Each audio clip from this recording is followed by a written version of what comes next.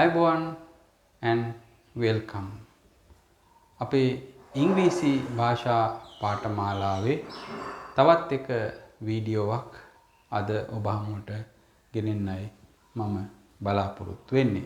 මේක මම ඔබ හමුවට ගේන්නේ මීට කලින් අපි අර ඉන්දියාව පිළිබඳ කරපු පාඨයේ එම ටෙක්ස්ට් එකේ තිබුණු පළවෙනි වාක්‍ය පදනම් කරගෙන ඔබට මතක ඇති ඒකේ තිබුණා මෙන්න මෙහෙම වාක්‍යයක්.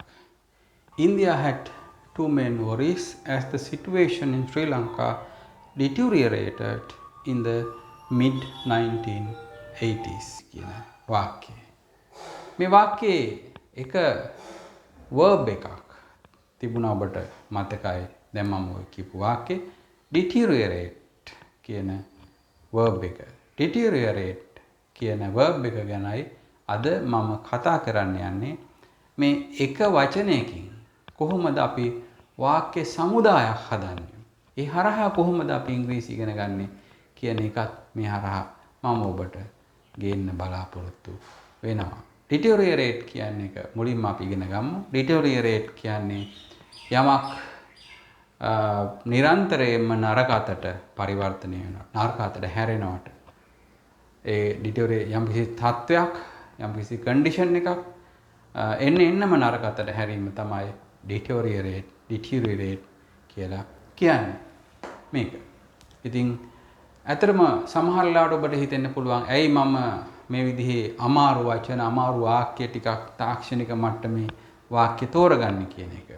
ඇත්තට මේකට හේතුවක් තිබෙනවා. අපි ගොඩක් ඉංග්‍රීසි ඉගෙන ගන්නේ ඉතාමත්ම සරල දේවල්. අපේ මුළු ජීවිතේම අපි කොතරම් පන්ති ගියත් විවිධ උත්සාහයන් දරුවත් අපි සරල දේවල් වල තමයි තාමත් ඉන්නේ. හැබැයි සරල දේවල් වල ඉන්නම ඔබට එතනින් උඩට යන්න ඊගාව ලෙවල් එකට යන්න ඔබට හැකියාවක් ලැබෙන්නේ නැහැ. නිසා මගේ විශ්වාසය තමයි ටිකක් අමාරු ලෙවල් එකකින් අපි නොදන්න ලෙවල් එකකින් අපි පටන් ගත්තොත් අපිට ඊට පල්ලෙහා තියෙන දේවල් අපට ඉතාමත් පහසුවෙන් තේරුම් ගන්න පුළුවන් හැකියාව තිබෙනවා. ඒකයි මම ඔබට විවිධ කෘතිවල තිබෙන මේ ඉතාමත්ම වැදගත් පාඩ ඔබට ගෙනත් ඒවා කියවලා ඒවා තේරුම් කරලා දෙන්නේ. මොකද ඒ හරහා ඔබට ඊට යටින් තියෙන ඉංග්‍රීසි තේරුම් ගැනීමේ හැකියාව ඒ දොර ඔබට විවර වෙනවා. ඒක නිසා හැමදාම මේ day to day English වල රැඳිලා ඉන්න එපා. ඔබට ඇත්තටම ඉංග්‍රීසි ඉගෙන ගන්න ඕන නම් ඇත්තටම ඉංග්‍රීසි කතා කරන්න ලියන්න ඕන නම්. ඒ නිසා අපි මේ ක්‍රමයට යමු. මට ඉතාමත්ම හොඳ විශ්වාසයක් තිබෙනවා මේ ක්‍රමයට ඔබට ගියොත් ඔබට මේ අමාරු කළුගල කඩලා ඔබට වෙනත් දොරටුවකින් ඉංග්‍රීසි ලෝකයට ඇතුළත් වීමේ හැකියාව ලැබෙනවා. ඒක නිසා තමයි මම මේ ක්‍රමය පාවිච්චි කරන්නේ. මමත් ඉගෙන ගත්තේ මේ ක්‍රමයට නිසා. ඒක ඉතාමත්ම සාර්ථක වුණා මා සම්බන්ධයෙන්. ඔබ සම්බන්ධයෙන් ඒක අසාර්ථක වෙන්න විදියක් නැහැ. ඒ නිසා අපි යමු පාඩමට එම අදහසත් සමගින්. මම කිව්වා වගේ අද තිබෙන්නේ මෙන්න මේ verb noun එක deteriorate කියන එකේ මම deterioration කියන noun එක මෙතන තියෙනවා. දැන් බලමු අපි ඒ deteriorate කියන ඒ verb එක නැත්නම් ක්‍රියාපදයේ යොදාගෙන හදපු වාක්‍ය ටිකක් අපි බලමු. ඒක කොහොමද context එකේ යොදාගන්නේ කියලා. මේ බලන්න. The discussion deteriorated into a quarrel. The discussion deteriorated into a quarrel. අපි දන්නවද discussion කියන්නේ සාකච්ඡාව. To discuss කියන එක discussion ඒකේ නාමපදේ noun එක. deteriorated නරක අතට හැරුණා. deteriorate නරකට හැරෙනවා. ඒතකොට deteriorated නරක අතට හැරුණා. මෙතන past tense තියෙන්නේ. අපි දන්නවා past tense එක. into a quarrel රණ්ඩුවක් බවට පරිවර්තනය වුණා. සාකච්ඡාව රණ්ඩුවක් බවට පරිවර්තනය වුණා. ඒ මට්ටමට වැටුණා කියන එක කියන්නේ. deteriorated into a quarrel ඔන්න අපිට කියන්න පුළුවන් into a slanging match කියලා. slanging match කියන්නේ නිකන් අපි සාකච්ඡාවක් අතරතුර යම් කිසි එකිනෙකාට ඉන්සල්ට්ස් එහෙම නැත්නම් අපහාස උපහාස කරගන්නා මට්ටමටම සාකච්ඡාව ඔය අපි නිතරම ටීවී වල එහෙම දේශපාලන සාකච්ඡාවල දකිනවා discussions deteriorating into slanging match අනේ අර්ථයෙන් තමයි මේක යොදාගන්නේ.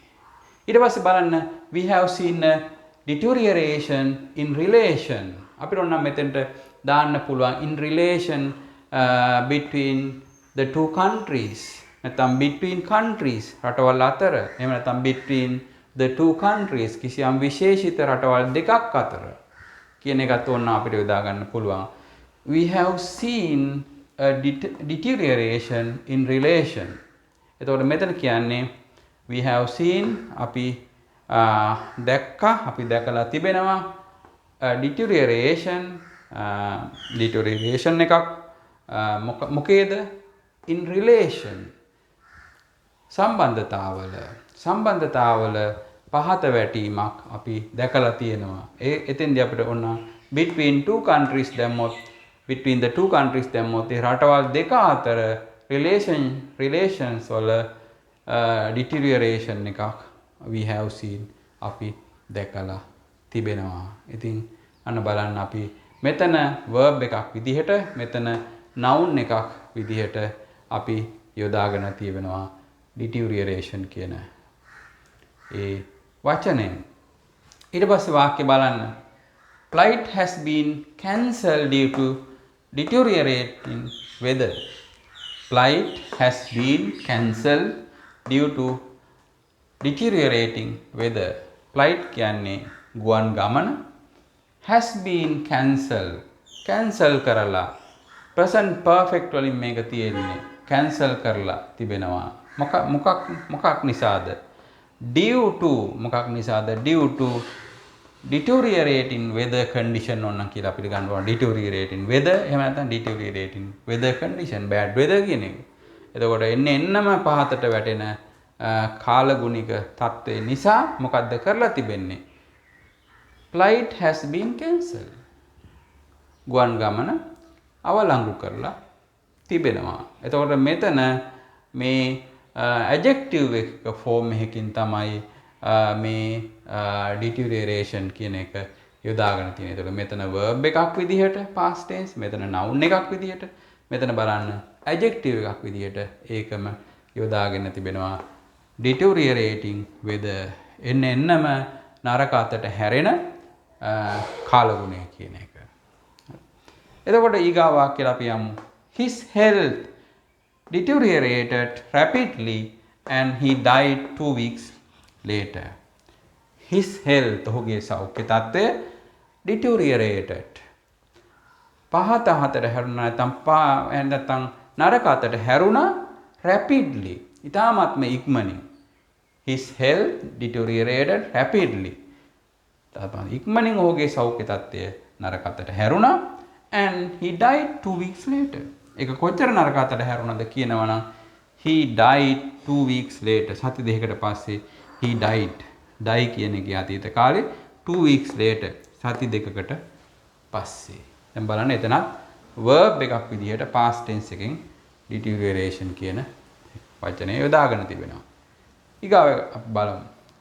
Surveys are starting to show a sharp deterioration in consumer confidence.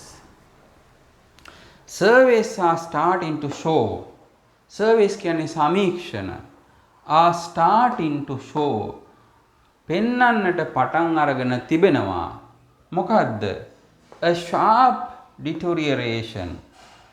ඊ타මත්ම තියුණු නරක අතට හැරීමක්, කඩා වැටීමක්. A sharp deterioration මොකේද? In consumer confidence.